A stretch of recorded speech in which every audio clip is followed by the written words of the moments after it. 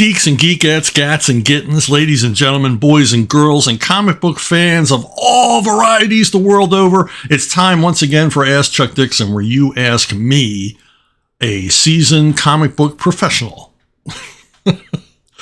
questions about what I do for a living, and what I do for a living is I write comic books. But before we get to your questions, let's address this week's elephant in the room. Eric July has announced that I have joined the Rippaverse. I've written a 90-page graphic novel called Alpha Core Number 1, it's called Alpha Core, but it's the first of it's the first of many graphic novels, I hope. And it's a kind of a police procedural superhero mystery action thriller. And I'd love to tell you who's drawing it, but Eric wants to make that announcement later, probably closer to the crowdfunding date. But my work is done and the art is done. I've seen all of it, and I've seen a good deal of the inked and colored work too, and it's going to blow you away. The art is by a major talent, somebody you know, and it's big news, and it's not Graham Nolan. so hold off there. Graham's doing his own thing. But thank you to Eric. We talked a few times in interviews and off the interview, and realized that we shared many of the same opinions on life and in general, and in particular, the sad state of American comic books. And so Eric kind of unleashed me on this project of these already established characters in the Rippaverse. But I added a whole bunch of new supporting characters and bad guys and all the rest. And I had a ball.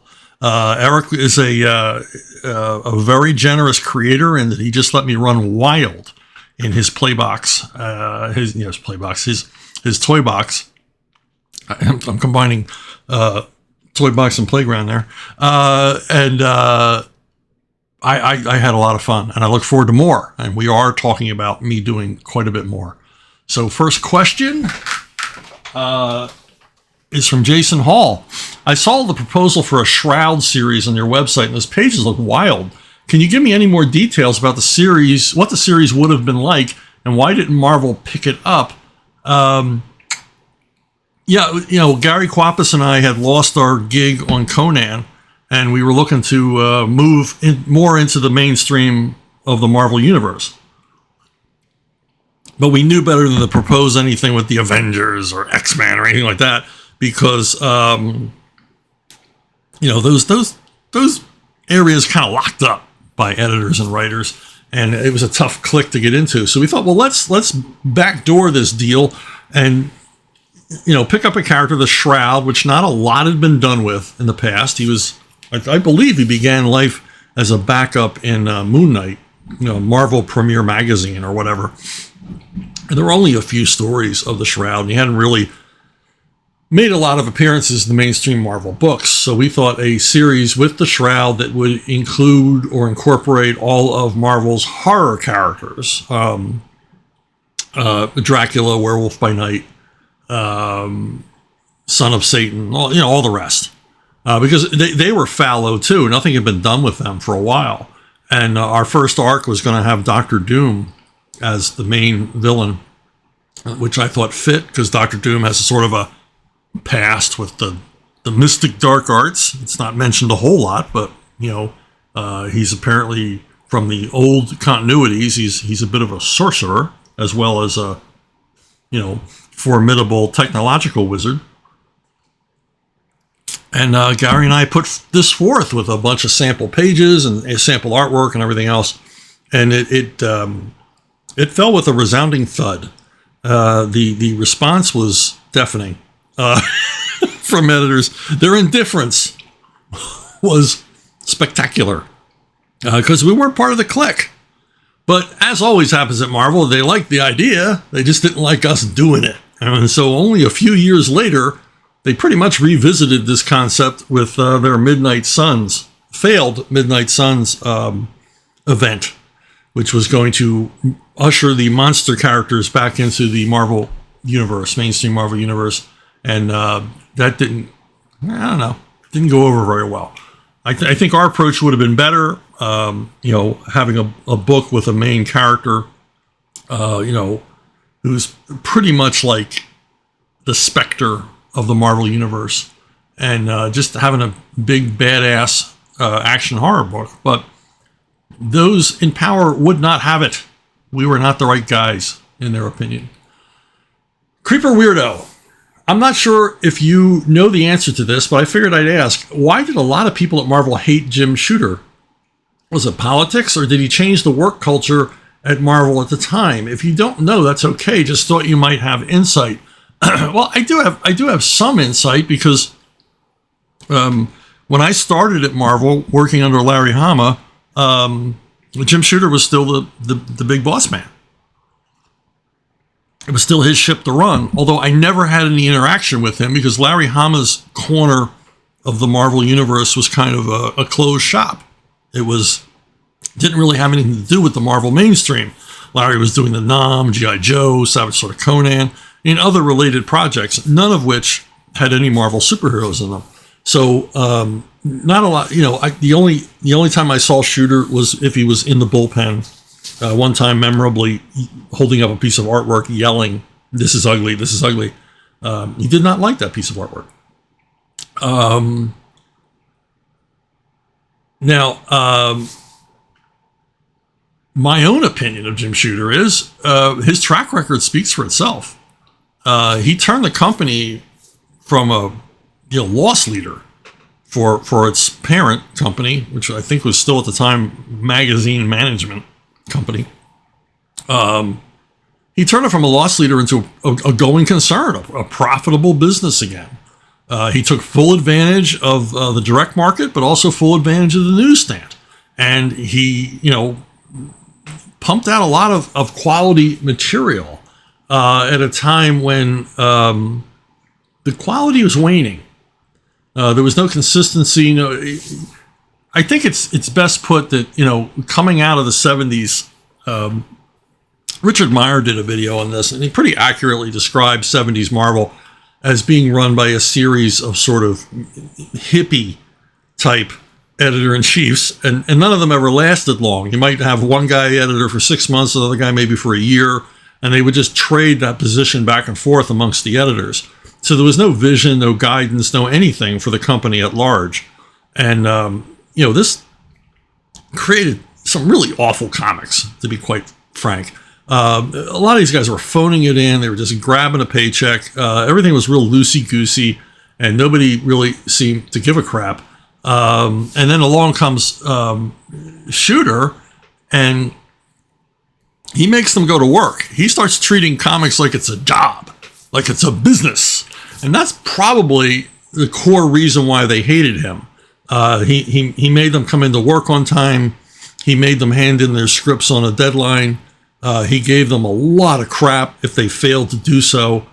He placed down a lot of rules, a lot of which I didn't agree with, but he was the boss. A lot of rules in the Marvel Universe.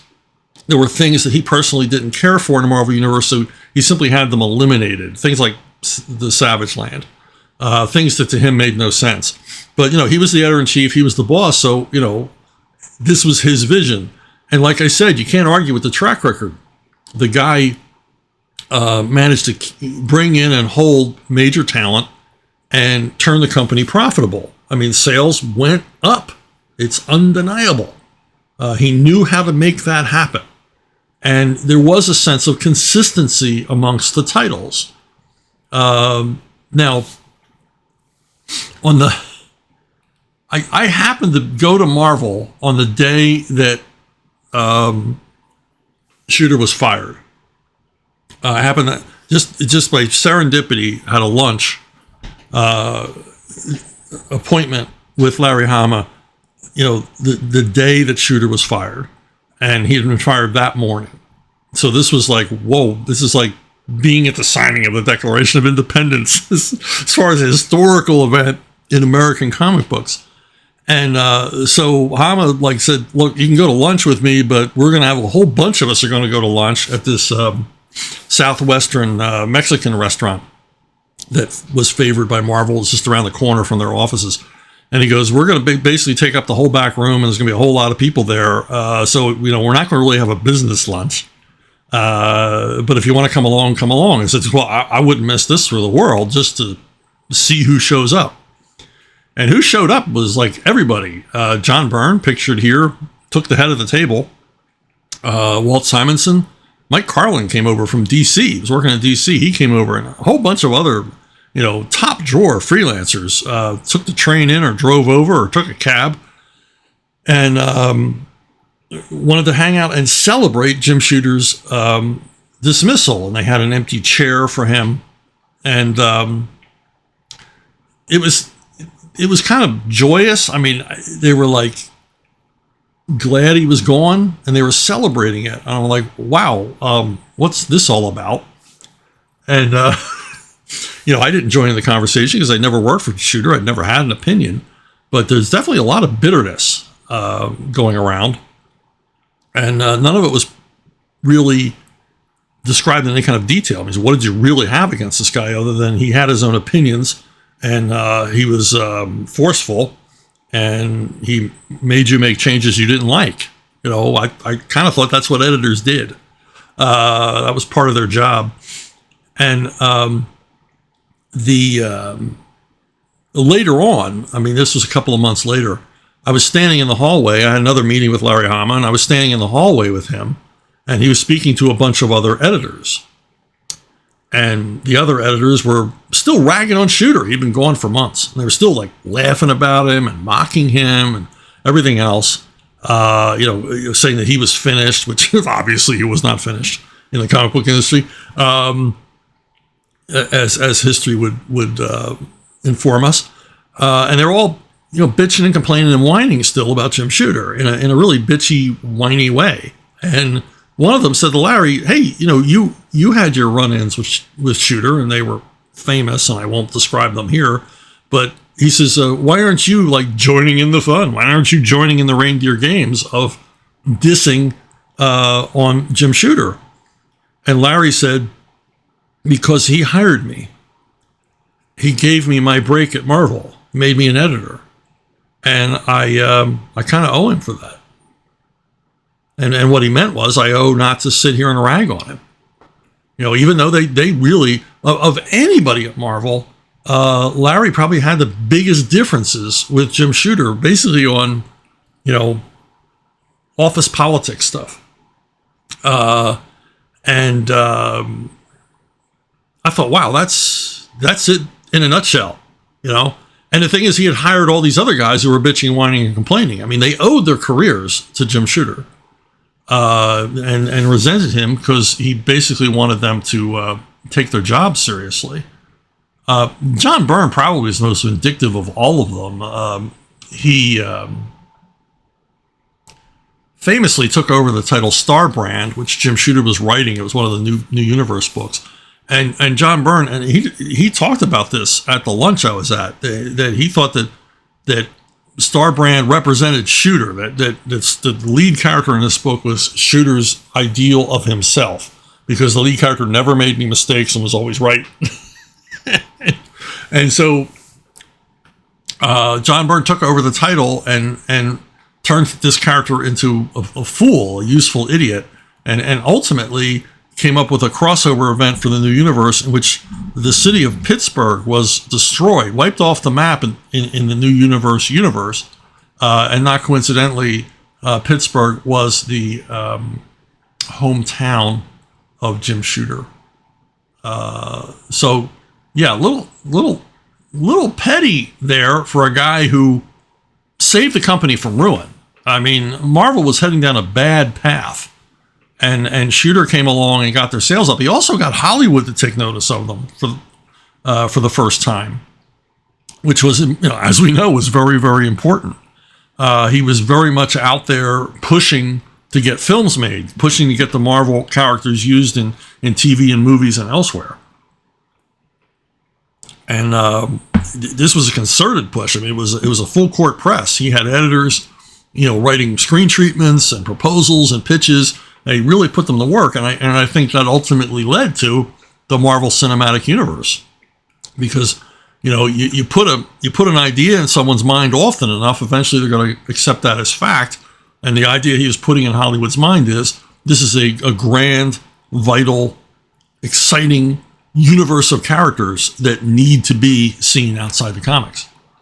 So, yeah, there you go. That's everything I basically know about Jim Shooter, having never met the man, but certainly seen his influence on comics as well as the people around him for the good and the ill. Kenny Todd. When people talk about great Batman artists, they always talk about Neil Adams. Now, of course, he's a legend, and I'm not taking anything away from him. My question is, how come Jim Aparo gets lost in those conversations? Was it that he retired before media, YouTube, Facebook took notice? I mean, 30 years, that's a tremendous run. Same with Dick Sprang. All I can say is that Aparo was always there. You know, he was like a constant. He was like you turn on the tap and the water comes out. That's nothing to say anything bad about Jim Aparo. He was a solid professional who did his work every month and did his best, and I think did amazing things. He kind of kept Batman cool in a period running up to Denny O'Neil taking over the titles and guiding the Batman universe. You know, did you ever go through your comic book collection and you go, wow, I must really like this book. I didn't realize I bought so many of these. Well, that's me with Brave and Bold. When I went through my comic book collection sometime in the early 80s, I was astounded that I had a whole long box of nothing but Brave and Bold. I was like, wow, I never missed an issue of this. I mean, I must have really liked this book, which I did. I did. And then a lot of that was due to Jim Aparo. But when I say he's a constant, he's always there, it's like when I was a kid, Jack Kirby was always there. You really didn't think about Jack Kirby. I mean, you knew you're going to like the story and you were going to be engaged and you were going to dig it and you felt comfortable. You saw Jack Kirby's style and went, okay, this is going to be good. This is going to be fun. But you never really thought about it. You know, what if he went away? What if he wasn't here anymore?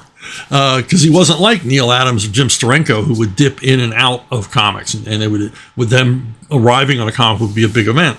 With Kirby and Aparo and other artists, Dick Sprang as well. They were monthly events. They were there every month, as reliable as clockwork. So I think you know, artists who always meet their deadlines. I mean, I think Jim Ballant as well. I mean, guys who are just always there. They bring the goods. They bring the best. And in your mind, you kind of take advantage of that fact that they're always going to be around. I don't have to make a big deal out of this guy because he's always there. So he's part of the wallpaper. But yeah, Jim definitely deserves a lot of credit for keeping Batman cool. And Kenny Todd investigates. Kenny's got a lot of questions, and I like them all, so I'm including them here. I just recently read your Richard Dragon book. I heard you say in other videos it was supposed to be an ongoing series. What is the thought process when you know a book is being canceled? How much of an advance notice do you get? Does it mess you up because you work so far ahead? Do you have an ending in mind when you start? Yeah, I was, you know, this was in a period, this is in the Dan DiDio period, and comics were getting canceled left and right. They were trying out new stuff. If you were lucky, your comic ran a year. If you were a friend of Dan's, it would run for 2 years. So I wasn't a friend of Dan's, so Richard Dragon ran for a year, and I kind of knew it would. So after issue 6, I didn't work as far ahead because I knew the end was coming and I wanted to know when. And I kind of in my head knew, okay, we're going to go to a 12-issue conclusion.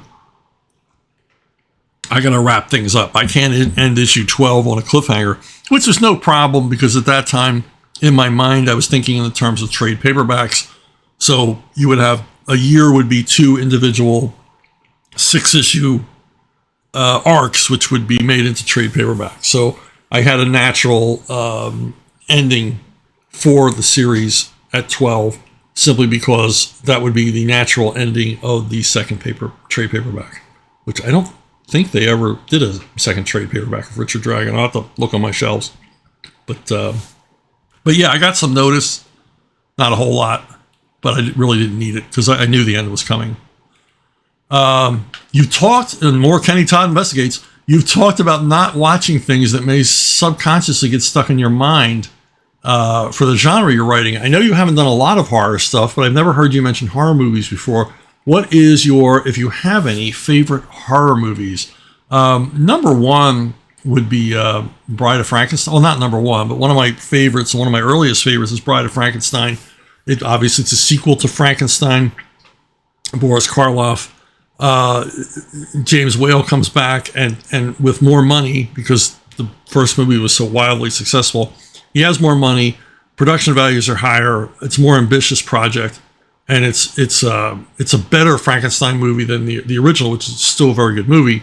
But this one just looks great. I mean, and it's got everything but the kitchen sink in it for a gothic horror story, and an unforgettable conclusion. So that's one I really dig. Current stuff, I really like the Conjuring universe because I like movies where the good guys win. Horror movies I don't like horror movies with downer endings, where everybody dies, or we find that all of the efforts of the victims were for nothing, because the horror figure is just unstoppable and undefeatable. I don't like that kind of stuff. I like to see the good guys win. And the core Conjuring movies are good. The last Annabelle movie is very good. This franchise, this universe, has its ups and downs. There's some weak entries, but overall, I really enjoy these movies. And the characters are indelible. If you've never checked them out, you should. There's all the scares and spookiness you want, but you don't end the movie feeling diminished as a human. Oh, but my favorite all time ever horror movie, and one of my favorite movies of all time, is The Exorcist. The Exorcist was my favorite horror movie for a long time, and then I saw the what do they call it? The version you've never seen. It's not like the director's cut, because William Friedkin didn't make this cut, but it restores scenes, some of which were taken out because the effects of the 1970s just weren't up to the demands of the material, and they very effectively used CGI to correct that. But most importantly, it puts back in a scene that William Peter Blatty wrote that occurs toward the end of the film. And this is what the restoration of this scene made this movie one of my favorite movies of all time. Not just horror movie, favorite movies. And it's a scene I have no idea why Friedkin wanted it taken out, because it's not that long, doesn't add to the running time to any great degree, but it's something the movie really, really needed, and Blatty knew this. I was very, very upset when they cut the scene. Plus, it's a marvelous scene. Father Karras and Father Merrin have, they've been doing battle with this demon, and it's tough. It's hard work, and they're getting injured. And horrible, awful things are happening, and they're concerned about the health and life of this girl who's been possessed by a demon. And Father Karras has his own problems, and they're sitting on the steps of the house, taking a break between attempts to drive the demon out. And Father Karras says, why is it doing this? What's the point of this demonic possession? What's the end game here? And Father Merrin thinks for a moment and then says, I'm paraphrasing here, to make us feel, to return us to the animal, and to make us feel unworthy of God's love. And it's like, when I saw that version, I was like, what? It puts the whole movie in focus. It puts and it gives you hope, and it makes you understand the evil here. What the point, and what the evil, what so much of the real evil we see in the world around us is the war on the individual, the cheapening of human life, the general craziness and amorality we see everywhere, foisted upon us by the media and sometimes our leadership, all seems to have the same goal: to make us feel unworthy of God's love, to return us to the animal. So a little deep there, but yeah, those are my favorite horror films. Kenny Todd still investigates Star Trek or Star Wars. Oh man, he wants to start a fight with somebody.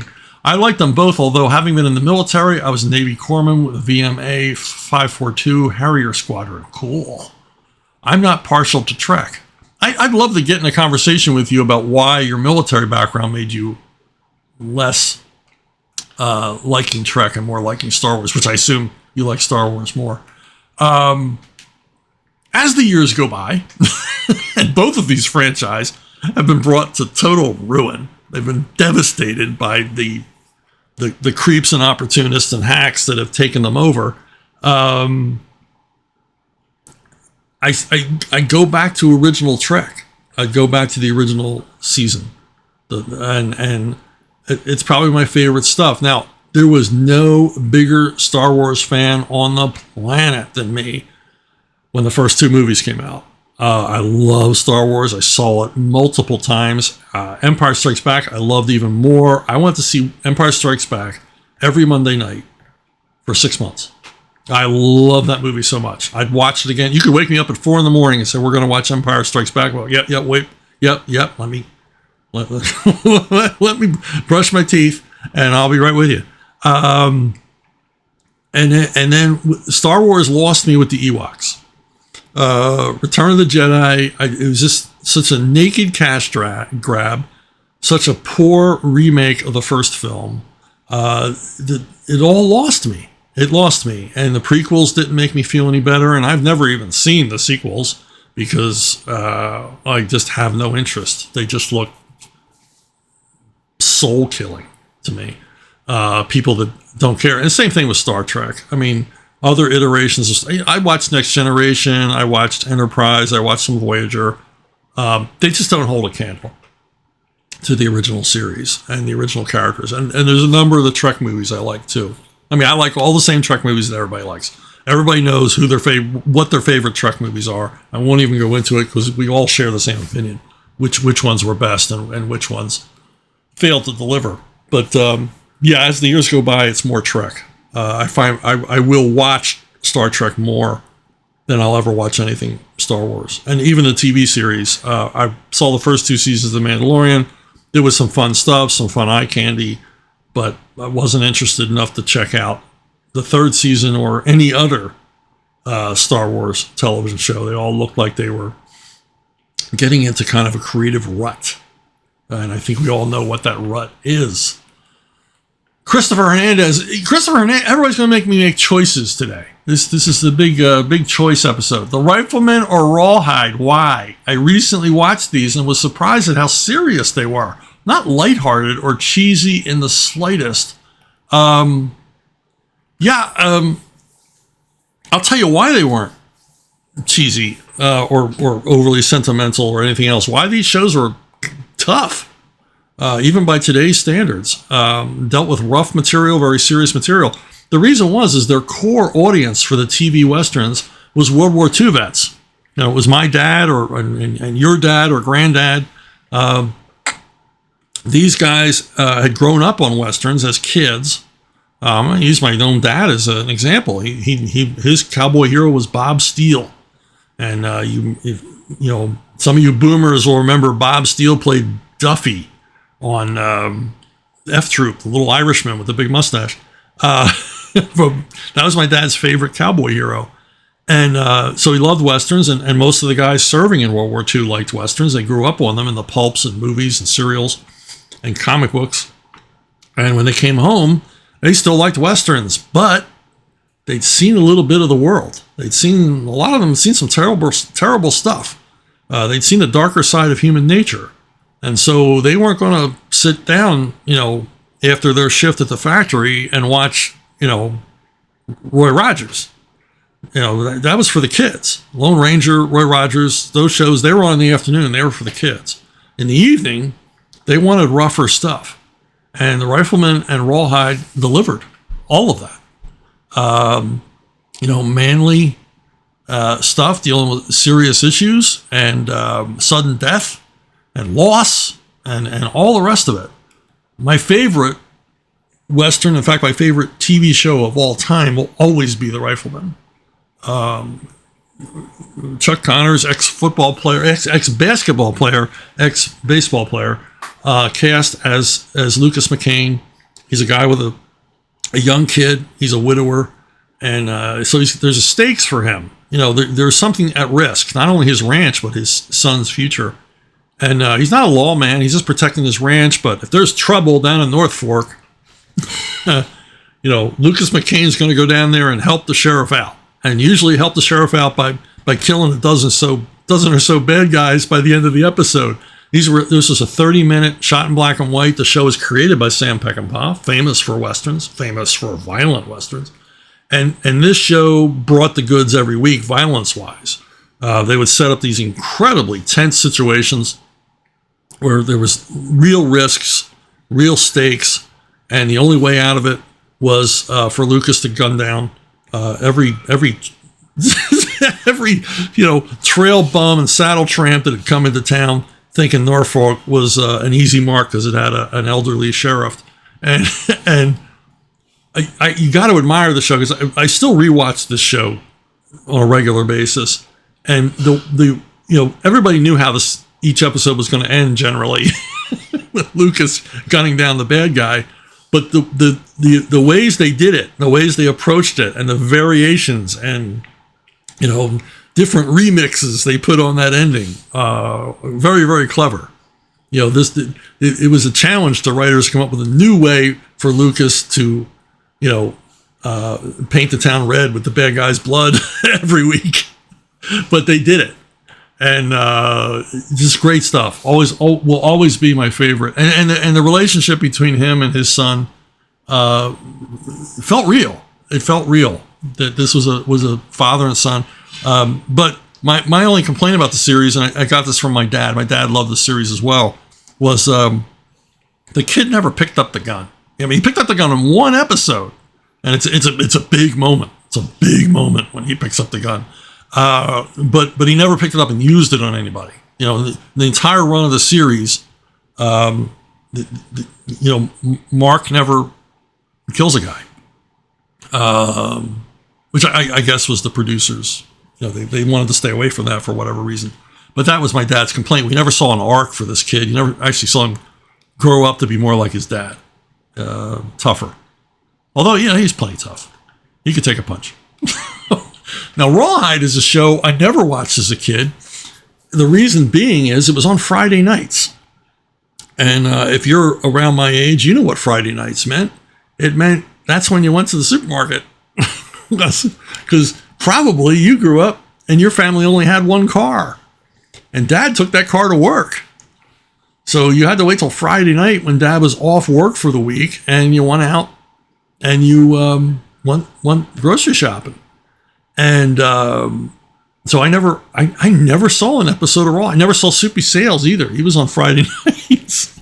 So I know I have this list in my head of all the shows I never got to see. 77 Sunset Strip. There are a lot of shows that were on Friday nights. I didn't get to see them. And then as the series moved to other nights, I'd never gotten into it, so I never watched it. Now, I've corrected that in recent years, and I think I've seen almost half of the 7 seasons of Rawhide. And again, this is another series tuned to its audience, its male audience of World War II vets. Famously, the series starred Clint Eastwood as Rowdy Yates and Eric Fleming as tough trail boss Gil Favor. The Gil Favor character is probably the second toughest guy in TV Westerns next to Lucas McCain. He was a fast draw, although they never made a big deal about it. It was really funny because he was a fast draw, and they never talked about on the show how quick this guy was on the draw. But you knew as a viewer because you'd seen it, and they didn't pull this one out all the time. But whenever he got challenged, you knew, wow, this guy's a dead man. He just challenged Gil Favor to a gunfight. So that was a cool aspect. But the best episodes of this show were the ones that dealt with cattle drive, and that's what the show was about. It was about a seemingly never-ending series of cattle drives from the Texas Big Bend area up to Abilene and other places, up to railheads to ship the beeves to market. And so there's a lot of riding and shooting and fighting and chases and stampedes and all the rest of it, and fun around the campfire. But it was very serious. It dealt with serious stuff. And the best episodes were the ones that dealt with the logistics of the drive. The best episodes are the ones that didn't have a special guest star, and they just dealt with the problems and challenges in very, very inventive ways, and ways very, very much based on the diaries of actual drovers and actual trail bosses. The Charles Marquis, Charles, I'm blanking on his last name. He was big on authenticity. And the show is, except for the conventions for a TV Western, is largely very, very authentic. And those are the best episodes. So this is one of my favorite TV Westerns. But it's just can't hold a candle to Rifleman because nothing can. But it's an excellent series, and boy, tons and tons of great guest stars. I mean, just about everybody you can think of that was ever in a Western in the 60s and 70s showed up as part of the cattle drive in these things.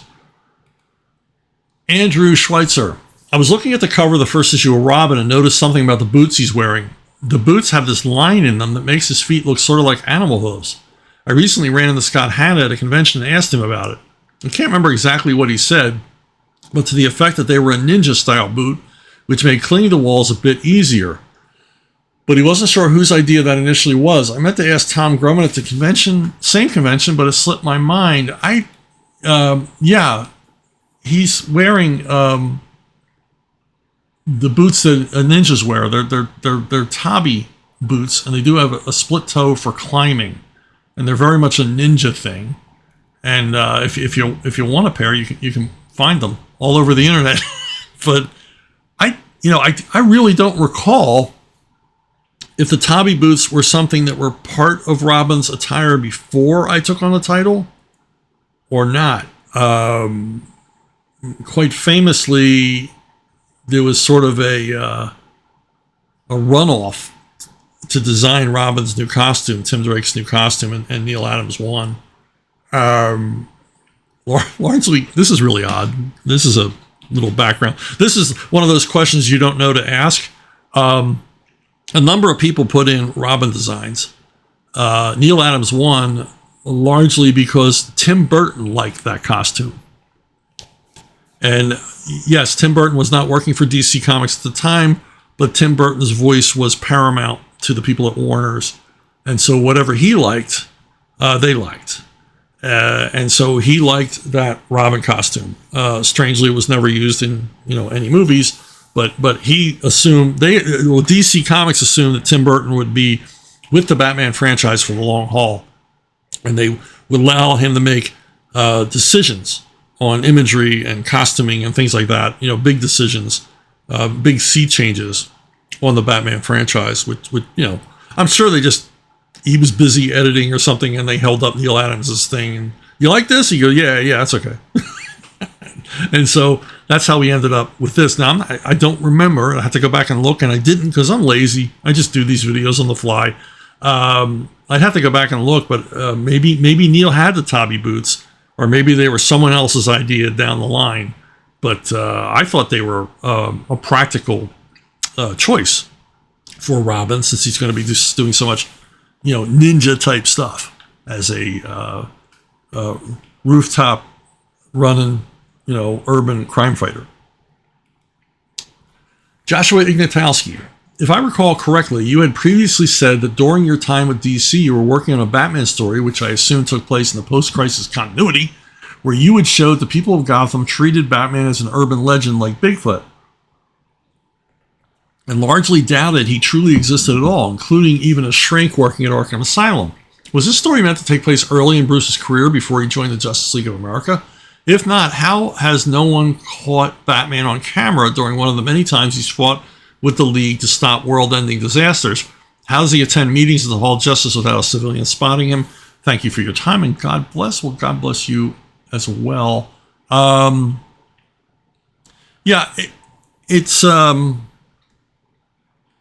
It wasn't me treating Batman as an urban legend, although I really like that concept. For me, that's preferable status for Batman in the DCU, is that most people don't think he exists. He's Bigfoot. He's the Loch Ness Monster. which, the police department would go along with, because they don't want to promote the idea that there's a guy in a cape and boots running around helping them at night. And this was something that was part of Denny O'Neil's aegis on the Batman titles, that Batman was not a public figure at all. Now, yes, he would be seen going in the Hall of Justice, or he'd be seen with Justice League, yeah, but we chose to ignore that. In the Denny camp, we treated the Batman titles as if they existed in their own universe, separate from anything Batman might do in someone else's book. So when you saw Batman in a book outside of the Denny universe, that wasn't canon to Denny. And that's the way that worked. We were appealing to Batman fans, not fans in general. We were appealing to Batman readers, not readers of DC Comics in general. So Batman was a figure of myth. And I love treating it that way. And I did write a story in which a psychiatrist at Arkham Asylum, she puts together that all of these villains are talking about the same Bat character. They were put in Arkham Asylum, or they were finally arrested or finally detained by this mythic Bat figure. And so she goes out to investigate with an orderly, this orderly who's like, looks like a pro wrestler. And they're going to observe and possibly capture this Batman, because she thinks the guy's a danger, a menace to society. And she'd love to psychoanalyze this dude, find out who he is.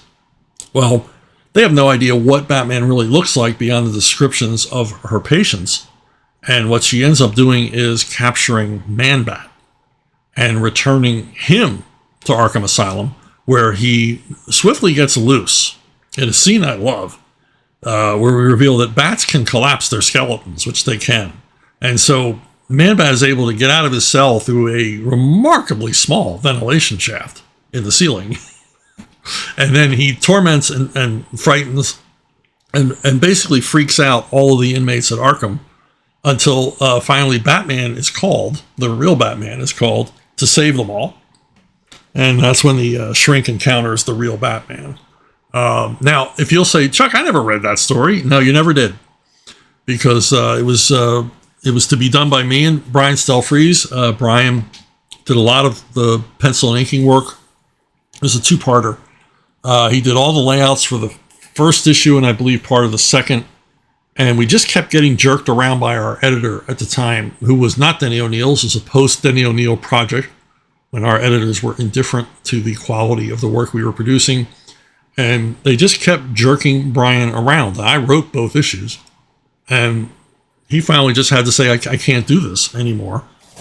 And I think that was the editor's idea, was to make everything so difficult for Brian that he would quit the assignment, which he did. And sadly, he did. Why don't you all write to DC and demand the story be finished and presented as a one-shot? Because they make a lovely little prestige book.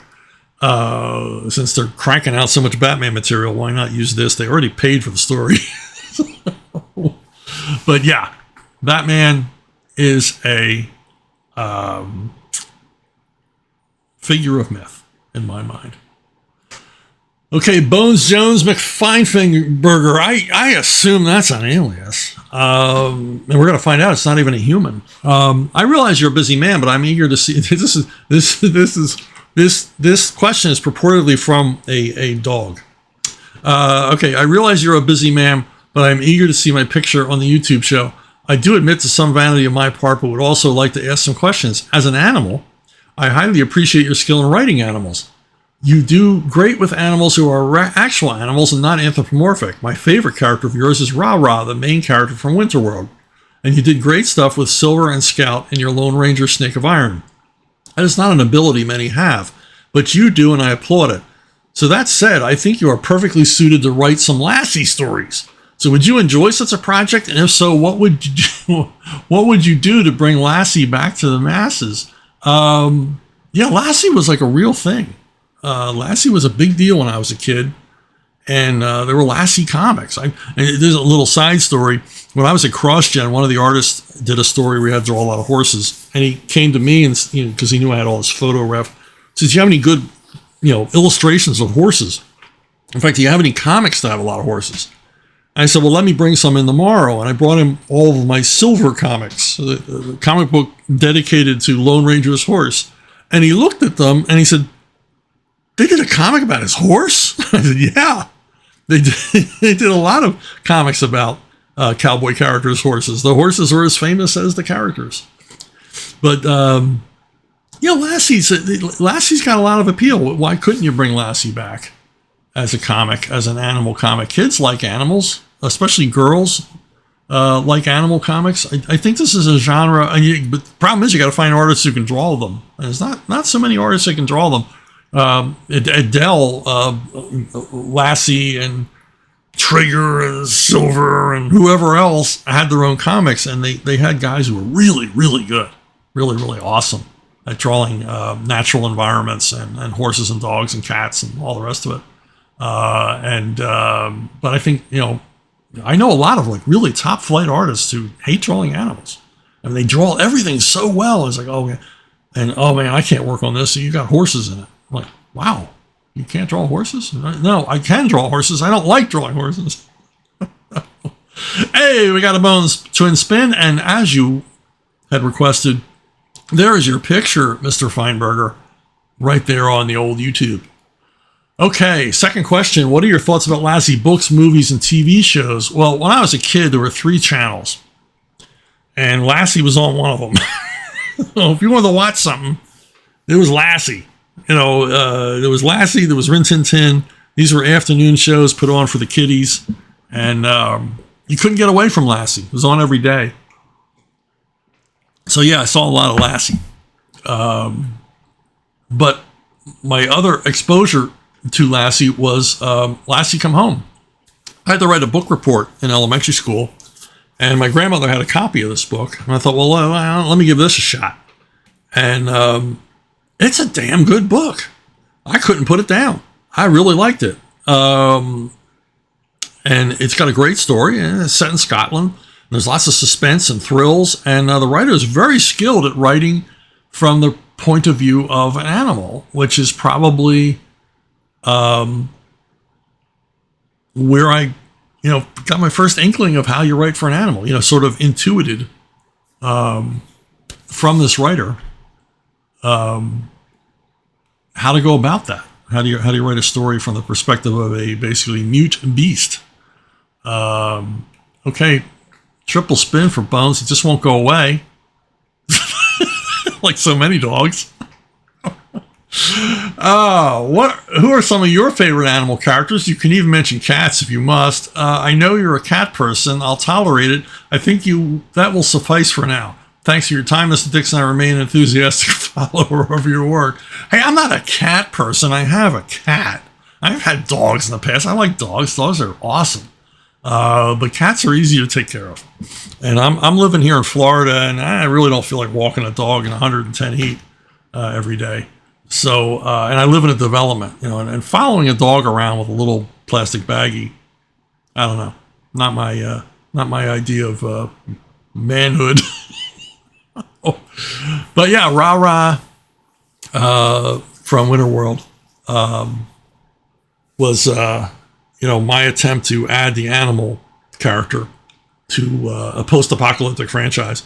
And everybody likes Rah. He's a European badger, not an American badger, because my artist was from Argentina, didn't know what an American badger looked like. So that's cool, because I like the white stripe down the head. And one of the reasons this series was never published in Argentina is because the Argentine publisher thought that if you got an animal in the story, it made it a children's story. Even though Winterworld is not a children's story. It's a bleak, often depressing tale of, a world in decline, a world in ruin, the end of times. But anyway, but you didn't ask about any of that. You asked about my favorite animal characters. Number 1 has got to be Cheetah. I love Cheetah.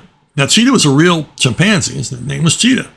And, as chimpanzees go, he was good for a few years. But when when chimpanzees reach puberty, they get dangerous. So, he wasn't in movies after a while. When he got to about 10 or 11, he was harder to handle. So he retired.